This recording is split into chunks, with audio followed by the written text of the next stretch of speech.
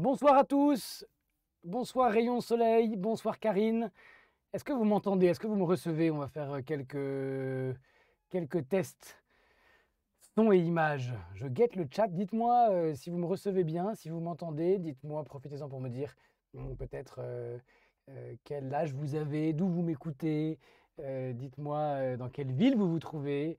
Dites-moi peut-être aussi quelle est votre situation professionnelle. Est-ce que vous êtes étudiant? Est-ce que vous êtes alternant? Est-ce que vous êtes en cabinet?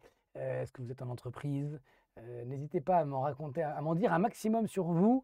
Ça me permet d'ajuster mon discours et puis je continuerai de toute façon pendant l'heure qui vient à scruter le chat pour pouvoir répondre à vos questions s'il y en a. Karine me dit que le son et l'image, c'est OK. Rayon de soleil également. Bonsoir Jamela, bonsoir à tous. N'hésitez pas à partager ce live auprès de tous vos amis qui passent le DSCG là en octobre prochain. Salut Karel, salut Lago des Moves, salut à tous. Je me présente, je m'appelle Emery de Vosges, je suis avocat de formation avec toute l'équipe de ProConta, nous préparons depuis plusieurs années les candidats aux trois diplôme de comptabilité, le DCG, le DSCG et le DEC. Et nous avons de plus en plus d'étudiants qui nous suivent pour le DSCG et pour le DEC notamment. Je crois que c'est grâce à une pédagogie qui a fait ses preuves ces dernières années. Et donc, je vais vous dévoiler un échantillon ce soir. Le thème de ce live, 6 mois pour réussir. On va parler de l'UE1. Je commence tout de suite.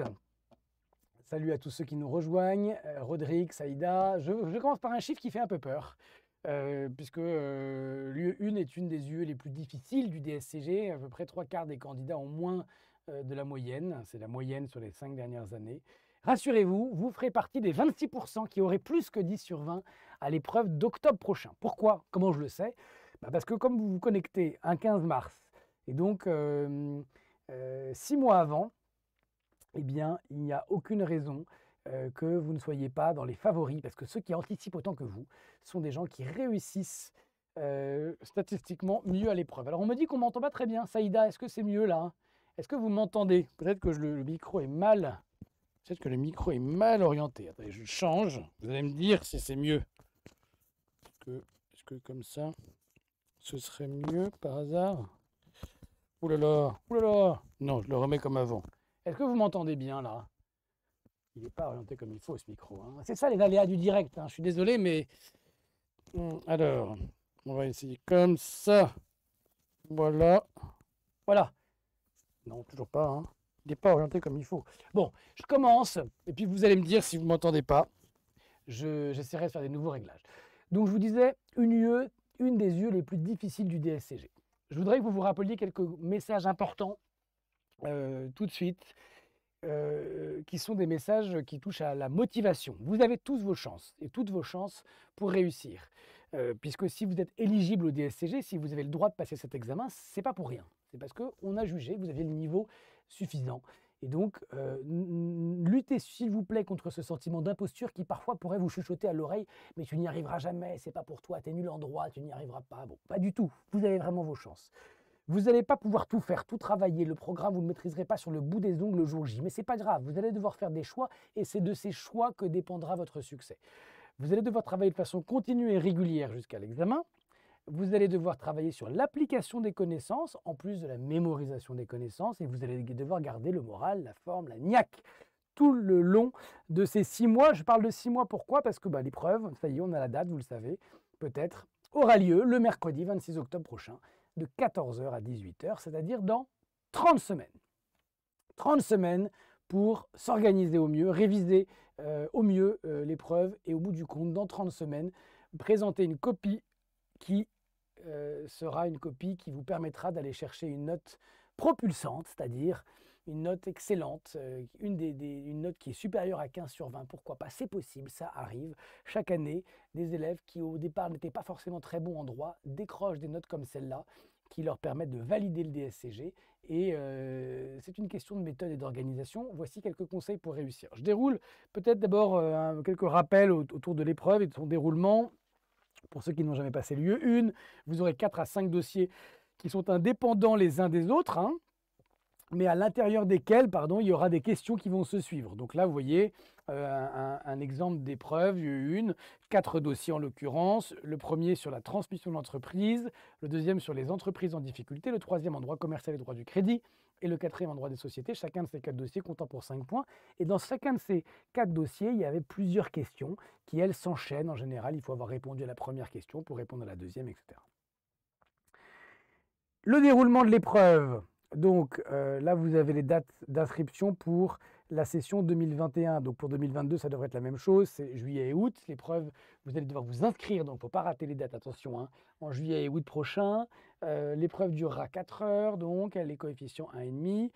Et je commence tout de suite, une fois rappelé ces grandes règles, par le premier de mes conseils qui consiste à concentrer vos révisions sur les thèmes essentiels. C'est le premier de mes conseils. Qu'est-ce que ça veut dire ? Certains d'entre vous ont déjà peut-être entendu ce conseil que j'aime beaucoup, qui consiste à se rappeler de la loi Pareto. Pareto, c'est cet économiste italien qui nous a rappelé que la règle des 80-20 était une règle d'or qui s'applique à beaucoup de choses dans la vie, notamment aux révisions. Et cette règle des 80-20, que dit-elle? Eh bien, elle dit que 80% des effets sont le produit de 20% des causes. Si on applique la loi de Pareto, on peut l'appliquer à plein de choses, mais notamment au programme d'une épreuve comme l'UE1 du DSCG, ça donne 20% du programme fournira 80% des questions lors de la prochaine session, et inversement, 80% du programme ne fournira que 20% des questions.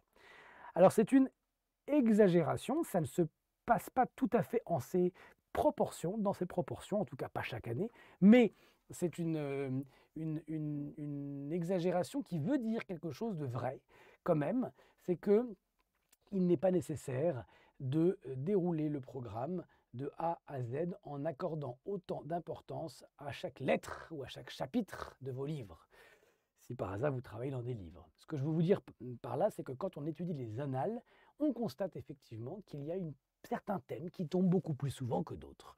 Le thème des groupes, des entreprises, est surreprésenté, par exemple, dans les questions qui sont tombées ces dernières années. Tout comme le droit des entreprises en difficulté, ou le droit des contrats, ou le droit fiscal. Bon, vous allez me dire, très bien, mais c'est les grands thèmes quand même. Oui, mais ça permet quand même d'éliminer certains thèmes qui sont moins importants. Quand je dis éliminer, attention, ne vous méprenez pas. Il ne s'agit pas de faire l'impasse sur ces thèmes. Idéalement, il faut les avoir tous vus. Il s'agit d'allouer le temps optimal à chaque thème. C'est-à-dire, pour un thème qui a le plus de chances de tomber, il faut travailler plus, tout simplement.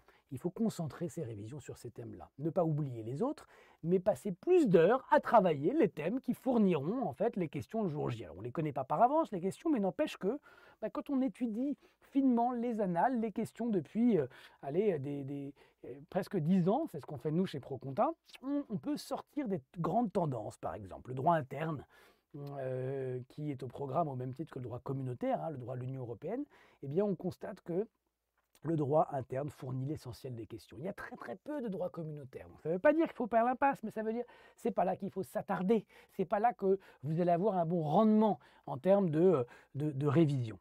Alors les grands thèmes qui tombent, vous les connaissez, je les redis, c'est cela. Ce qui est intéressant, ce n'est pas simplement de regarder ces thèmes-là, c'est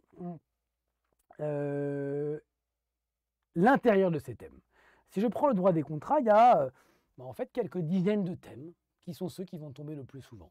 Et quand on révise le DSCG, l'UE1 en particulier, c'est très très important d'avoir ces thèmes en tête. C'est ce qu'on fait chez ProConta, on insiste sur ces thèmes-là qui font l'objet chacun d'une petite vidéo de rappel de cours qu'on vous encourage à regarder et qui vous permet, qui dure 10 minutes, 15 minutes, vous les regardez quand vous voulez ces vidéos, et qui sont des vidéos de remise à niveau qui vous permettent d'insister sur les thèmes qui vont tomber le jour J. C'est notre pronostic à nous en tout cas. Donc il n'y a pas que ça dans la préparation de ProConta, il y a l'ensemble des thèmes qui sont traités dans les polycopiés. Vous allez avoir énormément d'entraînement sur plein de thèmes, mais on va axer quand même les révisions en insistant sur ceux qui tombent le plus. Donc tout est traité, mais forcément on alloue beaucoup plus de temps et d'importance aux thèmes qui ont le plus de chances de tomber, et ça fonctionne assez bien si on en croit les résultats qu'on a eu ces dernières années et la réputation qui est celle de ProConta. Je remercie d'ailleurs Samy qui me dit qu'effectivement, elle a passé l'année dernière d'excellents moments avec Monsieur Bottaro notamment, et que la préparation de ProConta était compatible avec son métier en cabinet. Tant mieux, c'est hyper sympa de nous dire ça. Alors ces vidéos dont je vous parlais, donc elles sont ciblées sur les points clés, elles contiennent chacune une fiche qui vous permet d'avoir un résumé, une synthèse de ce qui s'est dit dans la vidéo. C'est très important pour que ceux qui ont envie de travailler sur plusieurs supports puissent le faire. Donc des fiches que vous pouvez imprimer, qui font écho à des vidéos. Et j'ajoute, puisque c'est mon deuxième conseil, réviser efficacement, que ces vidéos, en tout cas une certaine d'entre elles, vont contenir un exercice, un cas. La grosse flèche verte que vous voyez là, c'est une flèche que j'ai ajoutée pour vous donner un exemple de ce qui se passe sur votre plateforme, là sur la vidéo, par exemple sur l'acceptation, une des notions essentielles en droit des contrats, il y a l'offre, l'acceptation, il y a une flèche qui indique cas pratique, et quand vous regardez en dessous, on ne voit pas très bien, il y a un petit cas pratique que je vais vous remettre ici. Ce cas pratique, qu'est-ce que c'est? C'est l'occasion de vérifier, non pas que vous avez mémorisé ce qui a été dit dans la vidéo, mais que vous sauriez appliquer la règle dans un cas, parce que le jour J, votre épreuve, elle va se présenter sous la forme d'un cas pratique. Et ça ne sert à rien pour réussir le DSCG d'avoir appris de façon à pouvoir réciter sa leçon. Ce qui compte, c'est que vous puissiez appliquer la règle concrètement. Donc l'acceptation, par exemple, pour vérifier que vous êtes au niveau, on ne va pas vous demander quelles sont les conditions de validité d'une acceptation. Parce que ce n'est pas comme ça que la question va se poser tellement le jour J. Le jour J, pour avoir tous les points et pour avoir une vraie bonne note à l'UE1, il faudra répondre à des cas comme celui-ci qu'on peut lire ensemble. Je vous propose ça. On y va. Alors, le 9 novembre 2021, en discutant avec votre voisin, celui-ci, oulala, je vais enlever ça parce que j'ai fait n'importe quoi là, voilà. Celui-ci vous informe qu'il va mettre en vente sa maison. J'essaie de surligner, mais je suis très mauvais en surlignage PDF. C'est affreux ce que je suis en train de faire, excusez-moi. Il vous indique qu'il va mettre en vente sa maison. Voilà, ce sera mieux comme ça, je pense. Vous connaissez parfaitement les lieux, car c'est votre voisin. Il vous informe, il vous indique clairement qu'il est vendeur et que le prix qu'il souhaite obtenir est de 780 000 €. Le 16 novembre 2021, vous sonnez à la porte de votre voisin pour lui dire que vous êtes preneur à 780 000 €. Il vous répond alors qu'il a changé d'avis et qu'il n'est plus vendeur. Pouvez-vous le forcer à vous vendre sa maison? Tel est le genre de questions qui tomberont le jour J. D'accord? Et c'est très très important quand vous avez visionné les vidéos sur l'offre, sur l'acceptation, sur la rupture, des pourparlers, qui sont des thèmes qui tombent très très souvent à l'UE1, d'être capable de vérifier que vous savez appliquer les règles. Alors, je vous les rappelle les règles et je vais en profiter pour vous montrer le déroulement, le raisonnement qu'il faut avoir face à une question comme celle-là en droit des contrats de l'UE1 et du DSCG. D'abord, il faut savoir situer, quand on a un petit cas pratique comme celui-là, les éléments de connaissance qui vont vous servir pour répondre à cette question. Situer, ça veut dire de quoi est-ce qu'on veut me parler?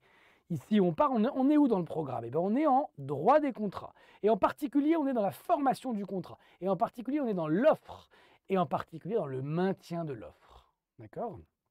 Donc, il y a l'offre, l'acceptation. Et lorsque vous avez vu ces deux vidéos, vous pouvez vérifier que vous connaissez ces règles et que vous savez les appliquer. Vos connaissances, quelles sont-elles? Alors peut-être que vous ne les avez pas, mais c'est encore, vous êtes à 6 mois de l'épreuve, mais j'en profite pour vous faire un petit cours. L'offre. Pour être qualifiée d'offre, une offre doit être précise et ferme.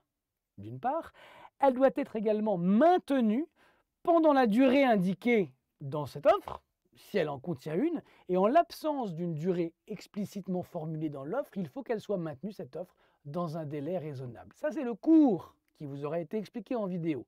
Et la sanction d'un retrait prématuré d'une offre, qu'est-ce que c'est? Ça n'est pas la formation du contrat, c'est éventuellement des dommages et intérêts. Pourquoi est-ce que la sanction, ça n'est pas la formation du contrat? Parce que quand vous acceptez une offre après qu'elle ait été retirée, l'acceptation et l'offre n'ont pas pu se rencontrer. Peut-être que l'offre aurait dû être maintenue, c'est une autre question, mais en tout cas, elle n'a pas rencontré l'acceptation. Et le fait qu'elle ait été retirée trop tôt ne va pas permettre de considérer que le contrat a été formé. En revanche, pourra permettre de revendiquer des dommages et intérêts. Une fois qu'on a rappelé la règle, la méthode juridique, qu'on aura largement l'occasion de vous rappeler d'ici le 22 octobre, vous suppose d'appliquer cette règle aux faits. Alors, on va reprendre les conditions de l'offre. On vous dit qu'une offre est peut-être qualifiée d'offre avec le régime correspondant à l'offre, c'est-à-dire les règles juridiques qui vont s'appliquer pour une offre, que si elle est précise. Ici, le voisin vous a proposé de lui vendre sa maison. Et il était très clair qu'on parlait de sa maison à lui, on savait la désigner, donc c'était précis sur la chose, et il y avait un prix également. Donc, pour en ce qui concerne un contrat de vente, on dit qu'une offre est précise lorsqu'elle désigne, elle définit clairement la chose et le prix, c'était le cas. Était-elle ferme maintenant, cette offre? Parce qu'elle doit être précise, c'était le cas, mais il faut qu'elle soit ferme également. Ferme, ça veut dire, est-ce qu'il y a eu une réserve apparente? Est-ce qu'il y avait une condition? Je te vendrai ma maison à 780 000 euros si ou lorsque mon père aura décédé, et ce sera à moi. C'est une condition, par exemple. Ce qui fait que l'offre n'est pas ferme. Là, elle est ferme, il n'y a aucune réserve apparente. Donc on est bien face à une proposition de votre voisin qui peut être qualifiée d'offre. Maintenant, devait-elle être maintenue jusqu'au moment où vous l'avez accepté cette offre? Il n'y avait pas de délai indiqué dans l'offre, et en l'absence de délai, je vous rappelle qu'il faut considérer que celui qui a fait l'offre doit la maintenir pendant un délai raisonnable. Donc ici, pour une maison dont le prix est de 780 000 euros, on peut considérer qu'une semaine, c'est raisonnable. Faire une offre le lundi, la retirer le mardi, pour quelque chose d'aussi important, on peut considérer que ce n'est pas suffisant, ce n'est pas un délai raisonnable. Donc là, au bout d'une semaine, on aurait pu considérer que l'offre aurait dû encore être maintenue, et la sanction de ce retrait prématuré, c'est donc du dommage et intérêt. Donc la réponse concrètement maintenant, c'est le retrait anticipé de cette offre n'emporte pas la formation du contrat. Vous ne pouvez donc pas obliger votre voisin à vendre, puisque l'exécution forcée aurait supposé l'existence d'un contrat. Or, l'acceptation n'a pas rencontré l'offre, le contrat n'a donc pas été formé. Donc non, on ne peut pas forcer à la vente. Vous pouvez en revanche demander réparation pour réparer le préjudice, demander des dommages et intérêts pour réparer le préjudice qui pourrait être le vôtre, que vous devrez prouver. Par exemple, moi, sachant que tu m'avais fait cette offre, j'ai engagé un architecte qui a commencé à faire des plans sur ce que je pourrais faire dans cette maison demain. Je l'ai payé déjà, je me suis engagé auprès de lui, tu retires ton offre, j'ai engagé des frais que tu dois me rembourser. Voilà un exemple de dommage à intérêt qu'on pourrait obtenir grâce à ce motif. Troisième conseil, après cet exemple qui vous indique comment il faut réviser, c'est-à-dire réviser efficacement, c'est pas juste apprendre, c'est tout de suite, à chaque fois, vérifier qu'on a compris, qu'on a retenu, mais qu'on s'est appliqué dans le cadre, la règle dans le cadre d'un exercice qui ressemble à celui qui tombera le jour J. C'est hyper important. Chez ProConta, on est obsédé par l'idée de vous entraîner à partir d'exercices qui collent au plus près de ce qui va tomber le jour J. Troisième conseil, organisez-vous. Nous sommes à 30 semaines, je l'ai dit, de l'épreuve. Ça veut dire quoi? Il reste 15 semaines avant l'été, 9 semaines pendant l'été, 7 semaines après l'été. 3 périodes qui vont être un peu différentes, j'imagine, pour vous en termes de rythme, parce que il y a des histoires évidemment de périodes fiscales qui vont demander beaucoup de travail au cabinet pour certains, et donc qui font que vous aurez moins de temps pour réviser. Il y a peut-être des vacances d'été qui vont bousculer aussi votre agenda. Ce qui est sûr, c'est que pendant ces 30 semaines, il va falloir travailler, idéalement dès maintenant, mais de façon progressive. Plus vous vous rapprocherez de l'épreuve, plus il faudra consacrer de temps à réviser. C'est assez classique, ça fait partie des conseils qu'on donne, nous, à tous ceux qui se demandent comment s'organiser. N'hésitez pas à nous contacter si vous voulez prendre un rendez-vous avec un spécialiste de l'organisation des révisions du DSCG. Salut Nathan, si tu nous écoutes, qui est prêt pour vous, à vous aider et à vous aider à vous organiser notamment. Alors, ensuite, il faut définir votre programme. Il faut se dire, dans les 30 semaines que j'ai, comment je m'organise. Ça va dépendre un peu de votre situation personnelle. Si vous avez déjà passé l'UE 1, ce n'est pas du tout la même chose que si vous ne l'avez jamais passé. Si vous l'avez déjà passé et que vous l'avez raté, il faut faire votre auto-diagnostic, c'est hyper important. Est-ce que vous pouvez vous remémorer la façon dont vous vous êtes préparé l'année dernière? Est-ce que vous pouvez vous remémorer les semaines, les mois qui ont précédé l'épreuve? Est-ce que vous avez l'impression de vous être organisé correctement? Est-ce que vous pouvez vous remémorer l'épreuve elle-même, le jour J, en octobre dernier, pendant ces 4 heures? Est-ce que vous rappelez des raisons pour lesquelles vous avez raté? Est-ce que c'était un problème de connaissance, un problème de gestion du temps, un problème de méthode juridique, un problème de motivation? Qu'est-ce qui a péché finalement? Parce qu'on ne repart pas à l'attaque dans les révisions de la même façon si on l'a déjà passé et qu'on l'a raté, de la même façon que l'année d'avant. Sinon, les mêmes causes produisant les mêmes conséquences, il y a fort à parier que vous raterez également. Il faut changer quelque chose à vos révisions.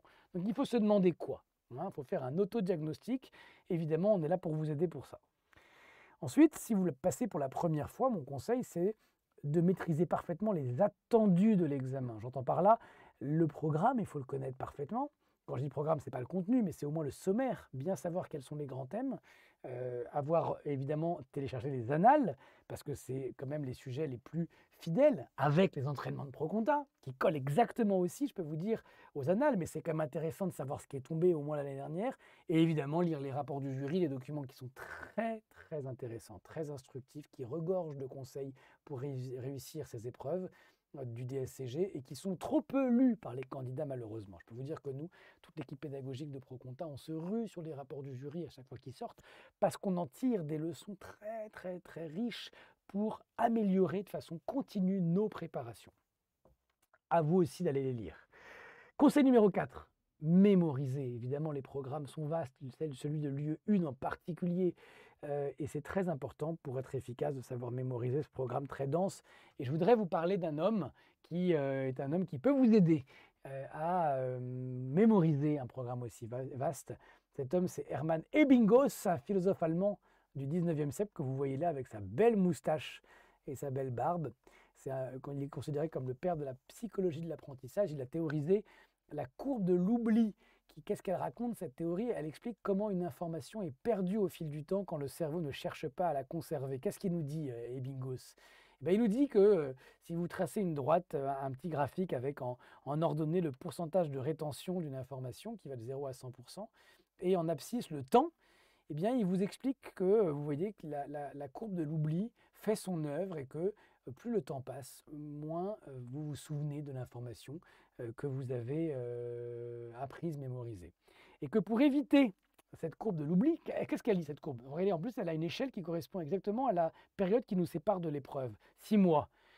En gros, si je vous fais un cours sur l'offre ou sur l'acceptation, à travers le petit exercice que je vous ai fait là, il est probable que dans 5 minutes, vous vous en rappellerez encore, dans 10 minutes, encore pas mal, mais que dès demain, regardez la courbe, vous aurez probablement oublié la majorité des informations. Et que ça va continuer à chuter comme ça jusqu'à l'épreuve. Dans 6 mois, là, vous vous rappellerez plus que de 10-15% de ce que je vous ai dit. Et donc, l'idée, c'est de casser cette courbe de l'oubli et de faire des rappels. Des rappels, ça veut dire quoi? C'est ce que nous explique Hermann Ebbinghaus. C'est que pour une rétention quasi parfaite des connaissances, il faut faire des répétitions de l'information, faire remonter à votre mémoire l'information en la relisant, en la retenant, à des moments précis, pour casser justement l'oubli. Les répétitions initiales doivent se faire à quelques jours d'intervalle au départ, puis après, vous pourrez les espacer de plus en plus. Si vous voulez vous retenir les conditions de la validité d'une offre et la possibilité, les conséquences d'un retrait prématuré d'une offre, par exemple, il faudrait, idéalement, que vous revoyiez ces quelques règles à la fin du live, 10 minutes après le live, puis demain, puis dans une semaine, puis dans un mois, puis dans 6 mois. Et normalement, si vous faites ça, vous vous en rappellerez le jour J. Donc c'est très important quand vous planifiez vos révisions de tenir compte de cette astuce parce que en fait, ça ne sert à rien d'apprendre un thème important de droit des contrats en mars si vous n'avez pas prévu de le revoir à des moments précis, pas n'importe comment, mais à certains moments clés qui vont vous permettre d'ancrer vraiment dans votre mémoire, vous risquez de l'avoir oublié pour le jour J, ce qui serait bien dommage. Donc mémoriser avec Ebbinghaus, c'est quelque chose de très utile à mon avis. 5e conseil, il y en a 10, on est à la moitié. Mémoriser, c'est bien, mais il faut mémoriser en profondeur. Parce qu'il y a un piège un peu au DSCG, c'est que les programmes sont tellement vastes que les candidats se fixent souvent comme objectif d'en venir à bout. On leur dit, vous réussirez à votre avis le DSCG, lieu 1, si quoi? Et souvent on dit, si je vais au bout des programmes. Voilà, c'est ça, c'est mon objectif, c'est tellement vaste que je veux, le 22 octobre prochain, avoir réussi à tout apprendre. Et vous vous retrouvez un peu comme ces pauvres malheureux, les galériens qui rament et qui vont essayer d'ingurgiter des tonnes et tonnes de connaissances. Et le jour J, le problème, c'est qu'il y a énormément de frustrations, de mauvaises notes qui sont obtenues parfois, mais souvent même par des candidats qui ont travaillé comme des fous, qui ont mémorisé énormément d'informations, mais qui ne les ont pas mémorisées de la bonne façon. Ils les ont accumulées, ces connaissances, mais ils ne les avaient pas bien assimilées. Et ça, c'est très, très frustrant parce qu'on a les règles, on les connaît, mais en fait, on n'arrive pas à les appliquer dans les exercices, hein. C'est pour ça que, comme je vous ai montré tout à l'heure, on fait des entraînements en situation d'examen avec des exercices qui collent avec ceux qui tombent le jour J, aussitôt après que vous ayez vu le cours. C'est pour vous éviter de tomber dans ce piège dans lequel tombent tant de candidats qui apprennent plein de choses mais qui ne savent pas appliquer leurs connaissances. Alors comment on apprend en profondeur de façon justement à ne pas savoir simplement réciter la leçon mais bel et bien savoir appliquer la règle dans un exercice? Et ben là, il y a un autre un personnage très inspirant, je trouve, qui s'appelle Richard Feynman, qui peut nous donner de bons conseils. Il nous dit quoi, Richard Feynman? Il nous dit qu'il y a deux façons de maîtriser un sujet. Il y a apprendre le nom de quelque chose et puis il dit apprendre quelque chose. Et il dit, plutôt que de nous attacher à comprendre en profondeur, nous nous contentons souvent d'apprendre par cœur une litanie de termes et de concepts que nous maîtrisons le plus souvent imparfaitement. Et ce travers, il est très fréquent quand on parle de droit. Parce que le droit, c'est plein de mots techniques, de jargon. Et je peux vous dire, en tant qu'avocat, qu'il y a énormément d'étudiants en droit que je croisais à l'époque où j'étais à la fac, qui se gargarisaient d'avoir appris des mots compliqués, qui lorsqu'ils avaient révisé, lorsqu'ils récitaient leur leçon, se disaient plus j'utilise ces mots compliqués, plus je connais ma leçon. Et en fait, ça peut marcher pour une dissertation, mais ça marche très rarement pour un cas pratique, parce qu'un cas pratique, ça ne permet pas de tricher. Soit on est capable, soit on a compris la règle en profondeur et on peut l'appliquer vraiment à la vraie vie, soit en fait on connaît juste les mots techniques, le jargon, mais on ne saura pas vraiment l'appliquer. Et donc c'est exactement ce que dit aussi un rapport du jury que j'ai trouvé et qui, je trouve, fait complètement écho à la phrase que je viens de vous lire de Richard Feynman. Ils nous disent quoi, les jurys? Ils nous disent, au-delà de la connaissance des définitions, il était demandé aux candidats de s'interroger sur la mise en œuvre de ces procédures dans une situation concrète. Okay, donc c'est très très important. Je vais vous donner un exemple tout de suite parce que ce n'est pas la peine d'être trop abstrait. On va lire un exercice, un cas pratique qui est très difficile. Je vous l'annonce tout de suite, hein. Quand je dis très difficile, il n'est pas du tout très compliqué sur le plan juridique. Mais quand je dis qu'il est difficile, c'est qu'il peut être un peu perturbant pour un candidat au DSCG. Vous allez voir pourquoi. C'est du droit des sociétés. Alain, Bertrand et Charles ont fondé la SAS Startup et ont réalisé une levée de fonds avec le fonds Vautour. ONT aurais-je dû écrire et pas ON, pardon. Vautour a imposé dans le pacte d'associés une clause prévoyant qu'il aura droit à 100 € de dividendes par action et par an à partir de 2025. Le moment venu, le président de Startup se rend compte que la société ne pourra pas servir le dividende promis. Vautour peut-il exiger le versement de ce dividende? Donc on est dans un cas pratique type de droit des sociétés sur un thème ultra courant. Et ce qui est difficile, c'est d'arriver à faire remonter dans votre mémoire les connaissances nécessaires pour appliquer, pour résoudre ce cas. Alors la question de droit qu'il faut trouver, d'abord, hein, je pense qu'elle est très importante, c'est un exercice une étape par laquelle vous allez forcément devoir passer. Je vous rappelle que le rappel des faits et la question de droit ne sont pas obligatoires dans la mesure où aucun point ne leur sont attribués formellement. Pour autant, ces étapes du raisonnement juridique, qu'on appelle le syllogisme juridique, constituent une aide méthodologique certaine, notamment pour éviter les hors-sujets. Et donc, il est fortement recommandé de passer par la question de droit. Ça va vous aider à trouver la bonne règle, de bien poser la question de droit. Si vous posez la bonne question de droit, il y a toute chance que vous soyez sur la bonne voie pour trouver la bonne règle. Et j'ajoute qu'en plus de vous mettre sur la voie de la bonne règle, le fait de poser la question de droit vous permettra à votre correcteur, à celui qui lira votre copie, de se sentir accompagné, de pouvoir vous suivre dans votre raisonnement beaucoup plus facilement. C'est comme si vous lui preniez la main et que vous l'emmeniez dans les méandres de votre cerveau et que vous lui montriez par quelle étape vous allez passer. Et si vous ne faites pas ça, c'est à lui de se débrouiller pour comprendre comment vous avez trouvé cette règle. Hein, vous pouvez avoir tous les points en posant la bonne règle, mais vous aurez plus de facilité à les avoir si vous êtes passé par la question de droit, qui est vraiment une transition douce et qui va permettre au correcteur de suivre votre raisonnement. Alors la question de droit, ça consiste à qualifier juridiquement, c'est-à-dire à reformuler la question en droit. C'est-à-dire ici, passer de Vautour, le fonds d'investissement, peut-il exiger le versement de ce dividende à est-il possible d'invoquer un pacte d'actionnaires pour exiger le versement d'un dividende? Voilà, c'est ça qui est la question de droit qui nous intéresse aujourd'hui. Une fois qu'on a posé la question, on peut se demander où, dans le programme de l'UE1 du DSCG, on peut trouver la réponse. Eh bien, figurez-vous que vous ne trouverez jamais cette question dans vos livres ou dans vos cours. Jamais, nulle part. Impossible, vous ne trouverez pas ça. Et pourtant, c'est au programme. Comment c'est possible? Par quelle magie? Ça peut être à la fois au programme, mais pas dans vos livres. Eh bien, pour comprendre ça, il faut comprendre la logique du DSCG. La logique du DSCG, c'est que vous devez connaître le programme du DSCG. Je vous rappelle qu'il est inclus dans le programme du DSCG. Et vous devez surtout arriver à comprendre que vous allez devoir, pour résoudre certains cas pratiques un peu compliqués comme celui-là, aller chercher des règles qui se trouvent dans des thèmes différents, un peu en droit des contrats, un peu en droit des sociétés, les rapprocher les uns des autres, des grands principes de droit, et les appliquer au service de la situation donnée. Ce que je veux vous dire par là, c'est qu'il n'y a pas de chapitre qui s'intitule les conditions de validité et le contenu d'un pacte d'actionnaires.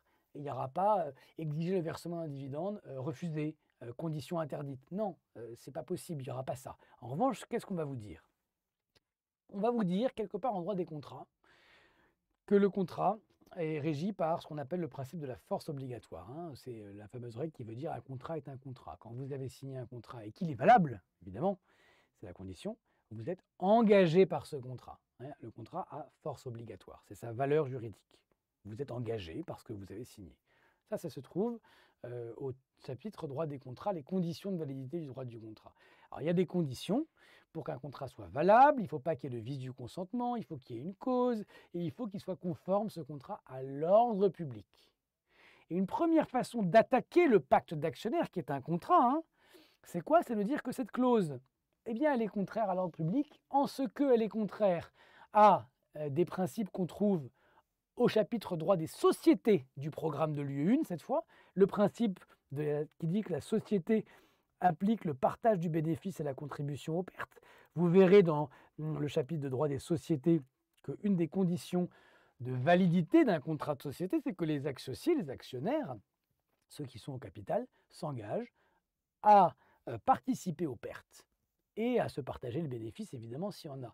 Mais c'est très important de s'engager, de comprendre qu'on n'a pas le droit de s'émanciper de cette obligation de contribution aux pertes. Or, Vautour, le fonds d'investissement, quand il exige qu'on lui verse un dividende, quoi qu'il arrive, même si les résultats ne sont pas bons, ça revient à dire « moi, je ne contribue pas aux pertes ». Parce que même si l'année est déficitaire, même s'il n'y a pas de dividende possible, il faudra en verser un.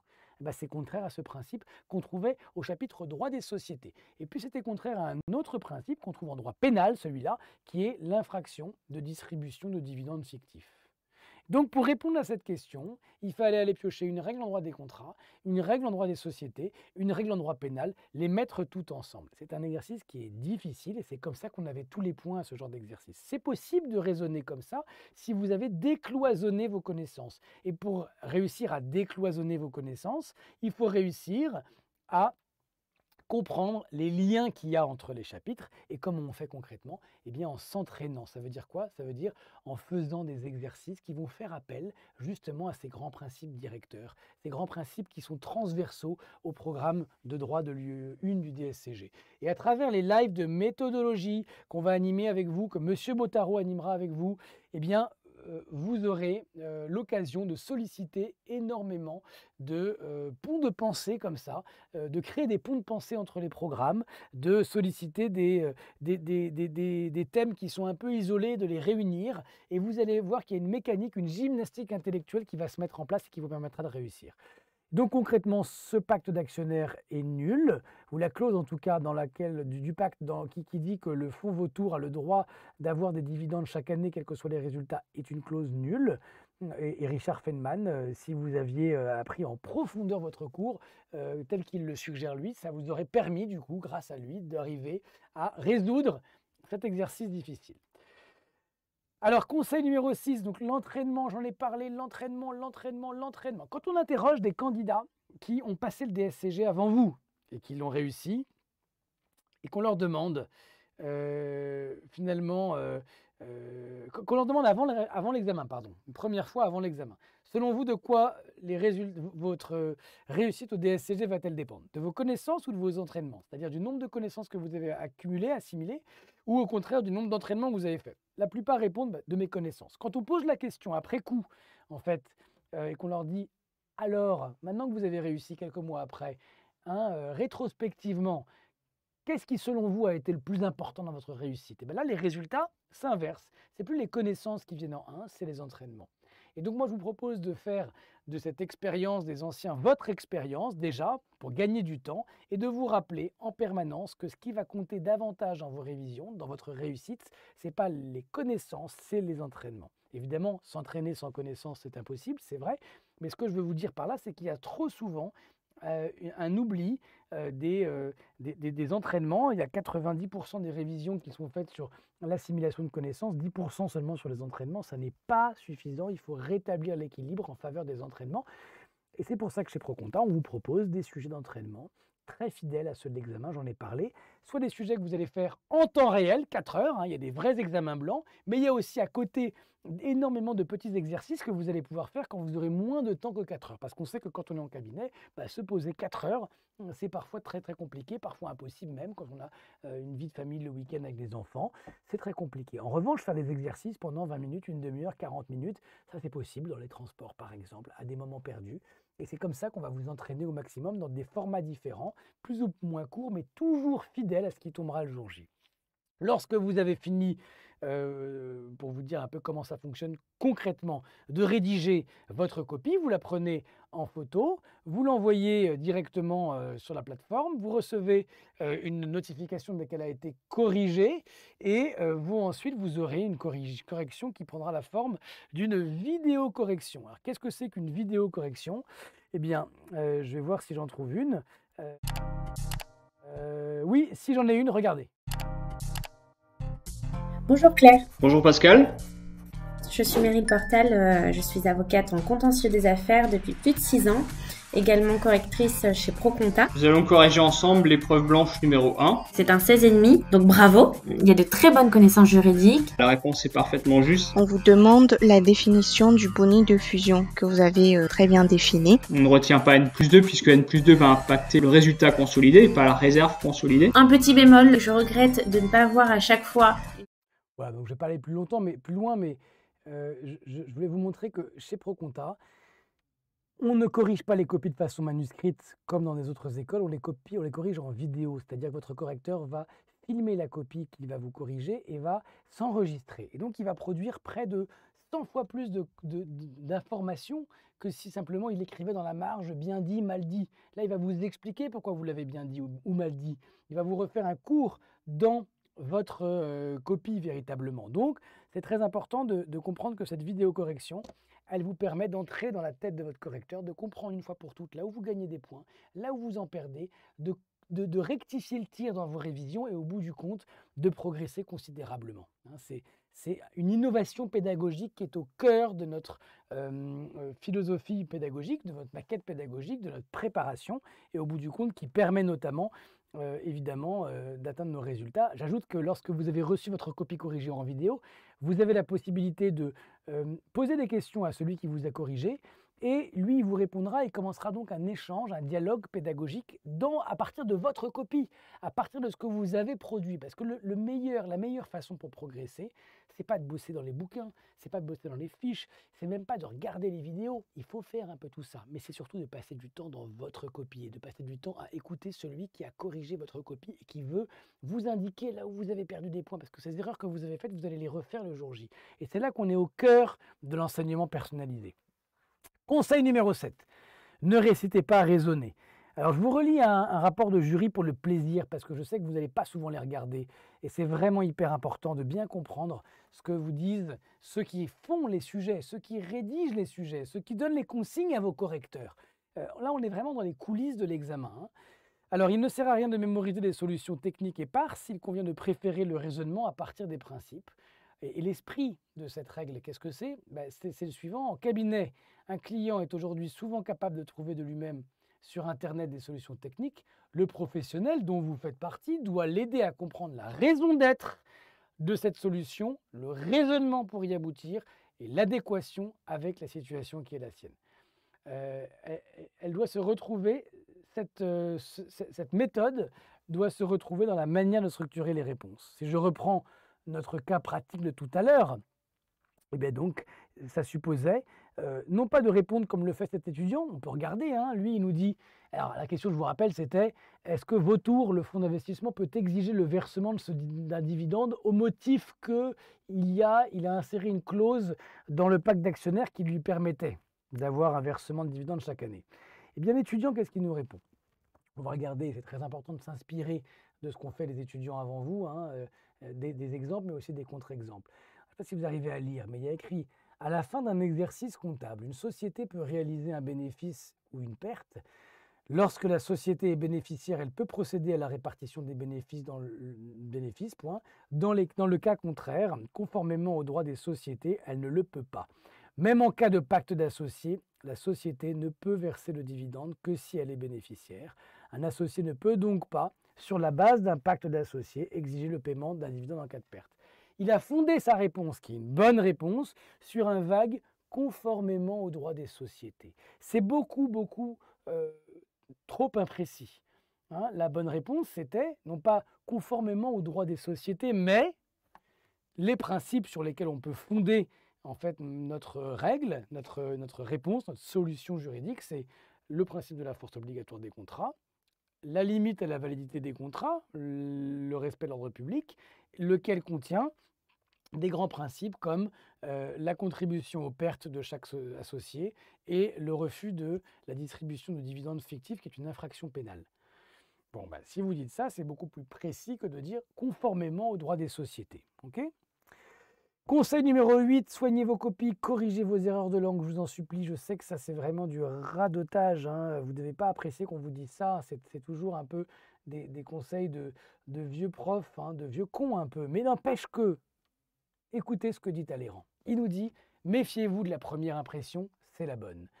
Qu'est-ce que c'est que cette première impression? Eh bien, c'est l'impression que votre correcteur aura le 22 octobre, quand il aura récupéré votre copie. Il la regardera. Il la feuillettera sans la lire, il va déjà se faire une première impression. Juste à la façon dont c'est écrit.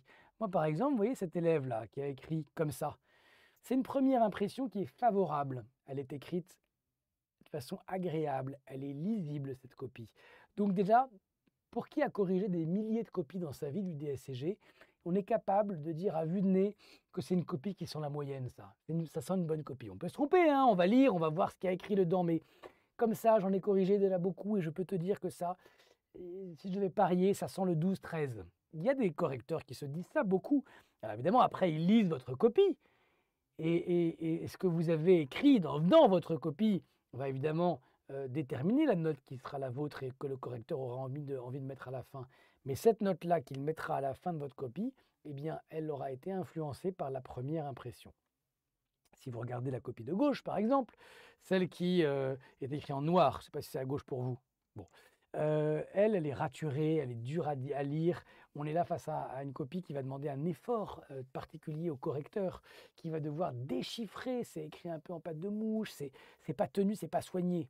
Alors qu'à côté, on a une copie qui est plus agréable à lire, même si elle pourrait être encore un peu plus aérée, mais celle-là va envoyer un a priori beaucoup plus positif dans la tête de votre correcteur. Donc vérifiez, travaillez l'esthétique de votre copie, faites attention aux erreurs de langue. Les juristes, les correcteurs qui vous corrigent sont des juristes qui adorent le respect de la langue française et qui n'aimeront pas les fautes de grammaire, de syntaxe, de conjugaison.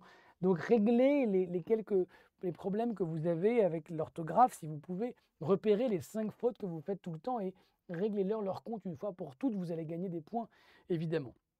Alors, le stress, le retard, il faut savoir le gérer. Quand on demande aux candidats qui passent le DSCG comment ils l'appréhendent, eh ben, il y en a un tiers, un gros tiers, qui disent l'appréhender avec sérénité.